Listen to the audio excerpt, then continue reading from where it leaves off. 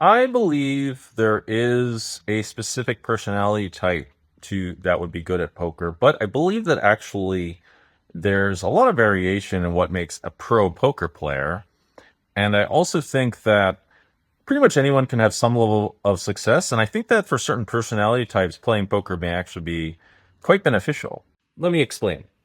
So, if we're talking about a typical poker player, one that is most common and most realistic, the typical poker player is introverted. They're very reserved, I would say. They're more on the listening side of things rather than outgoing and boisterous. The typical, actual, real poker player who plays online or plays in casinos and generally keeps to themselves. They tend to not be very expressive, and they have this particular characteristic that's super important for poker, if at least as far as like objective success is concerned, in terms of being really good at it, I should say, is to be a bit on the foxy side compared to the hedgehog side.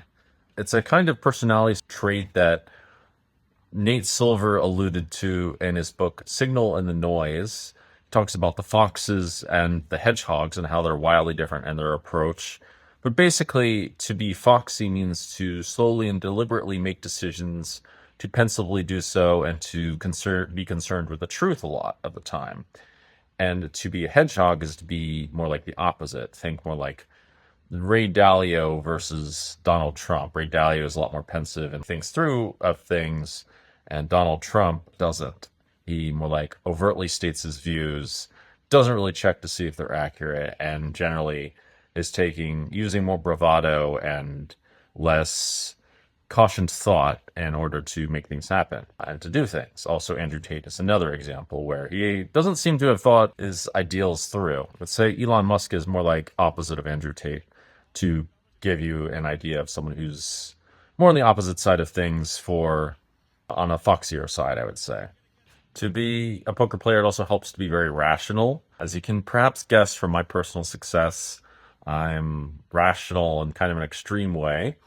But there are ways in which people can have success outside of poker. Hey guys, before we get into that, just a quick announcement from the Jungleverse. The Jungleverse is a community that gives you the tools that you need to both get support from the right community in order to succeed in poker in your kind of way. In addition to tools that help you to get better at poker, we've got tools that help make your life easier in a difficult world, such as a justice system, rakeback tools, a community that supports you, working together for your best interest. It's designed to help you find your own kind of way for success, and maps to help you find the best games. The Jungleverse is here to help you. Just click the link below and let's all win together. What I'm referring to is to have success from just really making a living out of it, grinding from like the bottom up, and doing so in a way that has more to do with overt skill versus other softer skills that totally come into play and are of great importance when it comes to the game. There are other things that are quite important in poker. For example, it's at some point, and this can even be really early on,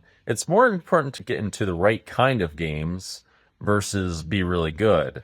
A lot of money really is in the right sort of situation versus real skill. Hard to lean into the divert skill side because there's only so many people that can be super good at that anyway. But if you do have people skills and you're more of an emotional person and you're the more of the type that connects with people, there's absolutely an outlet for you, actually. And there's loads of people that would love to play with you. This is one of the beautiful things about poker, is that there's a certain natural ecology that happens where players get sorted into different sorts of groups. And really what matters is, can you beat the guys next to you? Not, can you be the absolute best in absolute terms? That would actually be quite a bad thing. And that would limit success to only the super introverted nerds that are willing to sit there and study their asses off in front of a computer.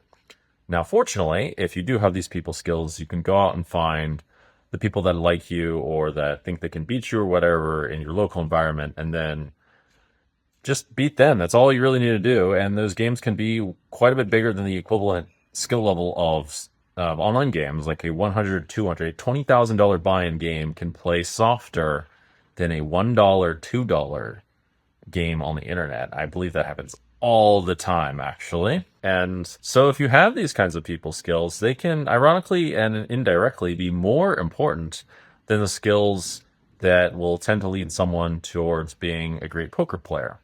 And this also is an outlet for many influencer types, businessmen types, certain kinds of businessmen, etc. An outlet for many people that already don't have the free time to become super, super good at poker. And all they need to do is study so that they can be a little bit better than the next guys that they happen to play against. As a last thought, I wonder, and I want to look into the possibility of developing this.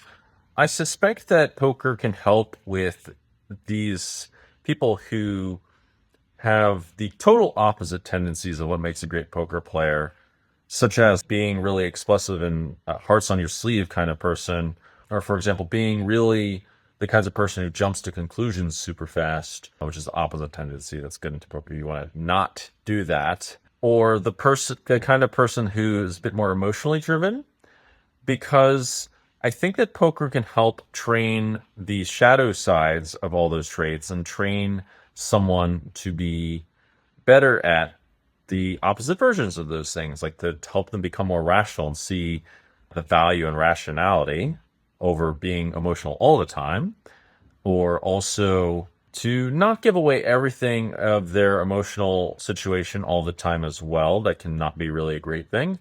And also to not jump to conclusions. I think it can be great for all those things and can be even a fun learning experience for people that aren't necessarily great at those things. And especially considering they're not, it'd be a different sort of experience and one worth looking into. And I don't think that necessarily being bad at all those things makes someone not so great at being good at poker.